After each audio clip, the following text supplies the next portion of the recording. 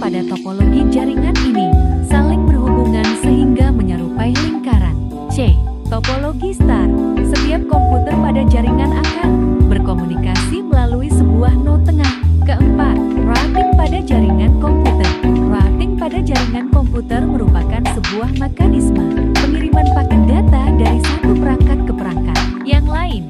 Jadi intinya, proses routing adalah proses menentukan jalur yang dilalui sebuah paket data yang dikirim antar dua buah perangkat. Untuk dapat melakukan proses routing, harus lebih dahulu diketahui alamat tujuan perangkat, alamat asal perangkat, dan rute terbaik.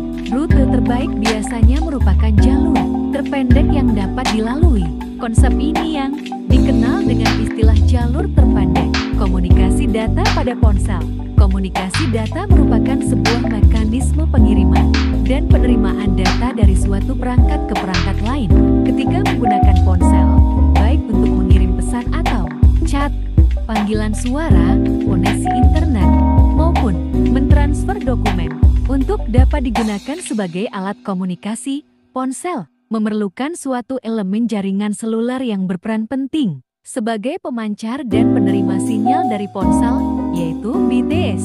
BTS adalah suatu infrastruktur telekomunikasi yang memfasilitasi komunikasi kabel antara perangkat komunikasi dan jaringan komputer. Dalam satu kota atau wilayah, terdapat banyak BTS.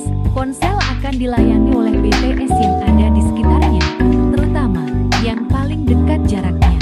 Kekuatan sinyal dari ponsel bergantung pada berbagai hal, antara lain: pertama, jarak dari BTS. Jarak antara pemancar sinyal BTS dan penerima ponsel sangat menentukan kualitasnya. Jika ponsel dan BTS berada pada jarak yang dekat, sinyal akan menguat, dan sebaliknya. Kedua, material bangunan. Material beton, baja, dan sebagian besar bahan bangunan lainnya dapat menghalangi sinyal seluler. Jadi, ketika berada di ruang bawah, tanah atau basement, ponsel tidak memiliki jalan untuk mencapai menara karena terhalang dinding beton atau baja. Ketiga, cuaca. Gelombang radio berjalan melalui atmosfer. Jadi, saat cuaca sedang buruk maka akan menghalangi sinyal. Biasanya ponsel akan memiliki sinyal yang lebih baik pada hari yang cerah daripada saat hujan atau berkabut. Keempat, pengguna lain dalam jaringan yang sama.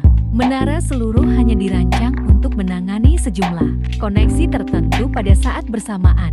Oleh sebab itu, jika dalam sebuah area BTS ada banyak ponsel yang terhubung dengan BTS tersebut, kekuatan sinyal akan lemah terhubung ke internet dengan aman. Ketika menggunakan internet, Anda mungkin pernah mengakses website yang terblokir atau tidak dapat diakses. Hal tersebut bukan disebabkan karena jaringan internet yang bermasalah, namun website tersebut dianggap berbahaya. Program pemerintah Indonesia yang membatasi akses website dengan cara memblokir disebut dengan internet positif. Pertama, internet positif. Internet positif merupakan istilah yang biasa digunakan untuk menamai aktivitas pemblokiran atau pembatasan akses terhadap website yang dianggap tidak layak memuat oleh pemerintah Indonesia. Internet positif sendiri mulai digalakkan sejak tanggal 17 Juli tahun 2014. Biasanya, website yang diblokir oleh internet positif ialah website yang berisi konten negatif, diantaranya seperti hoax, mengandung sara, dan konten yang berbau pornografi. Kedua, web phishing. Web phishing adalah situs web yang dirancang untuk melakukan bentuk penipuan dengan cara percobaan untuk mendapatkan informasi sensitif seperti nomor kartu kredit, kata sandi, atau data-data kredensial lainnya. Web phishing biasanya berbentuk menyerupai website asli, baik dari segi tampilan maupun nama domain dengan tujuan untuk meminimalkan kecurigaan calon korban. Beberapa contoh phishing yang perlu ditemui diantaranya adalah feedbook.com, kickbecah.com, serta piliter.com. Berikut ini merupakan cara menghindari web phishing. A. Selalu cek domain website bersangkutan. Jika diperlukan, buatlah bookmark di browser untuk website penting yang membutuhkan informasi login. B. Jangan mengklik link dari email yang mencurigakan karena bisa jadi email phishing. C. Memeriksa akun secara rutin. D. Rajin mengganti password. E. Menginstal patch keamanan di komputer sebagai cara mengamankan laptop dari hacker. Ketiga, setting keamanan browser. Ketika mengakses internet, Anda dapat melakukan pengaturan dalam browser yang digunakan untuk menjelajahi internet agar lebih aman.